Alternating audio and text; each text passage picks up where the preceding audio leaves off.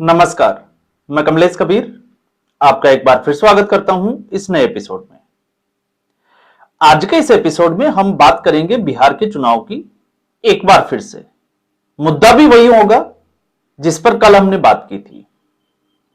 राहुल गांधी का एक बयान और जिस तरीके से बिहार के चुनाव के मुद्दे जो है वो डाइवर्ट होते हुए नजर आए, तो उससे एक चीज जो है वो तय मानी जानी चाहिए कि राहुल गांधी का आखिर जन्म, अब मैं जन्म तो नहीं कहूंगा, अवतार क्यों हुआ? क्योंकि राहुल गांधी किसी अवतारी पुरुष से कम भी नहीं है। अब क्यों कम नहीं है आप समझिए उसको। जिस तरीके से बिहार का चुनाव तेजस्वी यादव और उसके आसपास घूमता हुआ नजर आ रहा था पिछले 2 महीने से, वोटर अधिकार यात्रा के बाद से, क्योंकि महागठबंधन में अगर किसी की चर्चा थी तो वो थी तेजस्वी। अब तेजस्वी ने प्रण भी ले लिया। अब चर्चा होनी चाहिए तेजस्वी के उन वादों की, क्योंकि सत्ता में आना है तो जनता के लिए आपका विजन क्या है, उस प्रदेश के लिए आपका विजन क्या है, ये बड़ा इंपॉर्टेंट है। अब आते हैं राहुल गांधी, और जैसे ही अचानक से राहुल गांधी आते हैं सारे मुद्दे डाइवर्ट हो जाते हैं। अब ना शिक्षा की बात है, ना बेरोजगारी की बात है, और अब बात चल रही है मुजरा की, डांस की, या फिर और दूसरी चीजों की। तो अब सवाल यह है कि आखिर यह टैलेंट कैसे आता है? तो अब आप इसको जन्म तो नहीं कह सकते, क्योंकि राहुल गांधी साधारण पुरुष तो है नहीं।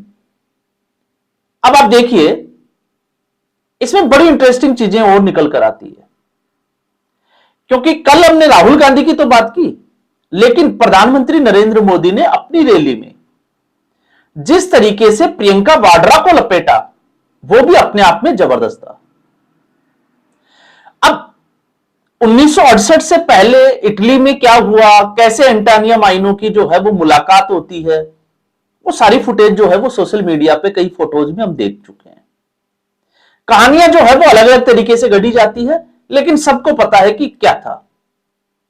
तो 1968 में जिस तरीके से गांधी परिवार तो नहीं कहूंगा, लेकिन चलो मान लेते हैं कि गांधी परिवार में एक चमत्कार होता है और एंटोनियो माइनो बहू बन जाती है और उनका नाम रखा जाता है सोनिया गांधी। लेकिन 1970 और 1972 इतिहास के 2 ऐसे साल जिसमें 2 अवतारी, एक जिसमें पुरुष और दूसरा स्त्री, एक इस देश का महान वैज्ञानिक जो 1970 में पैदा हुआ और फिर 1972। तो काबिलियत की अगर हम बात करें तो काबिलियत यह है कि आज आरएसएस लगभग 100 साल से एक लड़ाई लड़ रहा है, और वो लड़ाई है कांग्रेस मुक्त भारत की। अब आरएसएस लड़ रहा था, लेकिन आरएसएस को पूर्ण रूप से इसमें कामयाबी नहीं मिली। तो अगर पूर्ण रूप से कामयाबी नहीं मिली तो आज उस सपने को पूरा कौन कर रहा है? आप खुद सोचकर देखिए, भारतीय जनता पार्टी या फिर कांग्रेस पार्टी? अब मैं ये कह रहा हूं, क्यों कह रहा हूं? क्योंकि आरएसएस की जो वर्दी है जिसमें खाकी पैंट और सफेद शर्ट, तो आप राहुल गांधी की हर रैली की, हर यात्रा, जब भी वो कहीं जाते हैं, तो क्या उनका ड्रेस कोड यही है क्या? आप खुद सोचकर देखिए। और उससे बड़ी बात यह है कि भारतीय जनता पार्टी किसी भी राज्य में चुनाव होता है तो वो इंतजार करती है कि राहुल गांधी जो है वो उनके चरण उस धरती पर पड़े, और जैसे ही चरण पड़ेंगे आप देखिए भारतीय जनता पार्टी उनको स्टार प्रचारक के रूप में लेती है। और जहां पर यह नहीं होता वहां पर बड़ी तकलीफ होती है भारतीय जनता पार्टी को। और मैं आपको बता दूं, इससे पहले विधानसभा चुनाव हुए हैं झारखंड और इसके अलावा जम्मू कश्मीर, आप उठाकर देखिए आखिर हुआ क्या था। क्योंकि उमर अब्दुल्ला ने साफ तौर से नसीहत दे दी थी कि राहुल गांधी जम्मू में रैलियां करें, और झारखंड में भी कुछ ऐसा ही हाल था, क्योंकि मोर्चा हेमंत सोरेन और उमर अब्दुल्ला ने संभाला था। इसलिए आज वहां की स्थिति देख लीजिए, और फिर इसके अलावा आप देखिए हरियाणा उठाकर देखिए और महाराष्ट्र उठाकर देखिए, क्या हश्र हुआ। खैर दिल्ली में तो आधार की हम बात ही नहीं करें, क्योंकि दिल्ली में तो आधार था ही नहीं। अब जब हम बात करते हैं कि कांग्रेस मुक्त भारत, तो कांग्रेस मुक्त भारत कौन कर रहा है, आप खुद सोचकर देखिए। यह सपना तो राहुल गांधी खुद पूरा कर रहे हैं, तो बताइए आरएसएस और बीजेपी के असली स्टार प्रचारक हुए या नहीं हुए। और उससे भी बड़ी बात यह है कि आप लोगों को तो खुश होना चाहिए, क्योंकि आज भी जो है, हालांकि ये मैं व्यंग्य में ही बात कर रहा हूं, क्योंकि विपक्ष जो है वो मजबूत होना चाहिए, गंभीर होना चाहिए मुद्दों को लेकर, राजनीति को लेकर। लेकिन इस वक्त विपक्ष इस स्थिति में नहीं है, इसलिए ये सारी बातें जो है वो करनी पड़ रही है। तो राहुल गांधी ने, आप देखिए लगातार जो है वो आरएसएस पे सवाल उठाया जाता है शादी को लेकर, तो कपड़े मैंने आपको बता दिया। अब बात जब शादी की आती है तो क्या राहुल गांधी शादीशुदा है? तो बताइए स्टार प्रचारक हुए या नहीं हुए, बीजेपी और आरएसएस दोनों का। और इस परिवार में वैसे फहरिस्त लंबी है, लेकिन इस परिवार में इस फैमिली के अलावा पूरे फैमिली ट्री में कोई बचा नहीं है। और यह भी एक कोइंसिडेंट है, जांच का विषय है, लेकिन मैं उसमें जो है वो मुद्दे को डाइवर्ट नहीं करूंगा कि कैसे संजय गांधी जो है उनकी मौत हो जाती है, फिर 1982 में कैसे जो है वो मेनका गांधी और 2 साल के बच्चे वरुण गांधी को एक सफदरजंग से बाहर निकाल दिया जाता है, फिर 84 में इंदिरा गांधी की कैसे हत्या होती है, फिर उसके बाद में राजीव गांधी, और फिर उसके बाद में 1996 और 1997 में जब वाड्रा में परिवार में प्रियंका वाड्रा जाती है, तो उसके बाद में वाड्रा परिवार का क्या हाल होता है। तो इसलिए ये भाई बहना की जोड़ी जो है वो बड़ी इंपॉर्टेंट है, क्योंकि अब ये राजनीतिक विरासत जो है वो वाड्रा परिवार में जाने वाली है, और उसको देखेंगे राहुल गांधी के भांजे। और आप मानकर चलिए ऐसा ही कुछ जो है वो होने वाला है, जो साफ तौर से कांग्रेस पार्टी में दिखाई देता है। तो मुद्दों को डाइवर्ट किया, और मुद्दों को जब डाइवर्ट किया तो इसका सबसे ज्यादा अपसेट किसको हुआ? तेजस्वी यादव को। खबरें भी आ रही है कि वो बड़े अपसेट दिखाई दिए, क्योंकि एक बार भी राहुल गांधी ने तेजस्वी यादव के उस मैनिफेस्टो के ऊपर, बिहार के लोकल मुद्दों के ऊपर, क्योंकि चुनाव विधानसभा का है, चुनाव लोकसभा का नहीं है, और जब लोकसभा का चुनाव नहीं है तो क्या प्रधानमंत्री नरेंद्र मोदी इस्तीफा देकर मुख्यमंत्री बनेंगे? ऐसा पॉसिबल नहीं है। तो अगर राहुल गांधी इसी हमले को अगर नीतीश कुमार के ऊपर ज्यादा करते तो मुझे लगता है कि शायद जो है वो चर्चा का विषय अलग होता, लेकिन ऐसा नहीं किया। तो नरेंद्र मोदी जिस तरीके से अपनी पूरी तैयारी के साथ जाते हैं, हम पहले भी वीडियो में बात कर चुके हैं, तो नरेंद्र मोदी ने फटाक से जो है वो एक चीज निकाली, और वो थी जिस तरीके से बिहार के लोगों को लेकर पंजाब विधानसभा के चुनाव में 2022 में, आप याद कीजिए, चरणजीत सिंह चन्नी का वो स्टेटमेंट, और ताली और खूब बजाते हुए खुश नजर आ रही थी प्रियंका वाड्रा, और उसमें जो है वो भैयाओं की बात की जा रही थी। तो प्रधानमंत्री नरेंद्र मोदी ने अपनी रैली में उसको भी लपक लिया। और एक और बात उन्होंने बड़ी इंटरेस्टिंग बोली कि वोट बैंक की गुलामी करना है तो करे। यह इशारा साफ तौर से था मुस्लिम तुष्टीकरण की तरफ, कि आप एक विशेष वर्ग समुदाय को खुश करने के लिए आप कुछ भी जो है वो अनाप शनाप बोल सकते हैं, किसी भी आस्थाओं का जो है वो अपमान कर सकते हैं, आपको इसकी पूरी जो है वो छूट दी गई है। तो इसको कहते हैं गुलामी करना। और फिर उसके बाद में मुजरा करना है तो करे, क्योंकि यह हमला बोला गया था प्रधानमंत्री नरेंद्र मोदी के ऊपर डांस को लेकर, लेकिन प्रियंका वाड्रा का आपको वो मुजरा सीन तो याद ही होगा जिसमें वो नाचती हुई नजर आती है। तो ये हमला जो था, और प्रधानमंत्री नरेंद्र मोदी का अपना एक स्टाइल है, वो अपनी ही स्टाइल में जो है वो जवाब देते हैं। तो एक राहुल गांधी के मूर्खतापूर्ण जिसको कहें कि स्टेटमेंट की वजह से पूरे परिवार को कटघरे में खड़ा कर दिया। और जो लोग इस बारे में नहीं समझते थे, नहीं जानते थे, अब सोशल मीडिया पर वो सारी चीजें जो है वो एक के बाद एक रील्स के रूप में बाहर आ रही है। तो ये किया किसने? भारतीय जनता पार्टी ने, क्योंकि भारतीय जनता पार्टी की आईटी सेल को यह करना चाहिए था जिस तरीके से कांग्रेस पार्टी करती है, लेकिन भारतीय जनता पार्टी की आईटी सेल से बहुत आगे है राहुल गांधी, और कहते हैं कि वो शतक से कुछ ही कदम दूर है।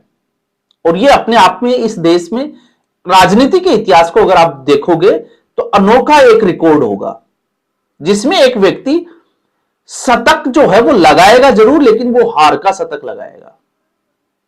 तो आप सोचकर देखिए, राजनीतिक रूप से, पॉलिटिकल रूप से अगर आप देखोगे तो राहुल गांधी कितने परिपक्व है।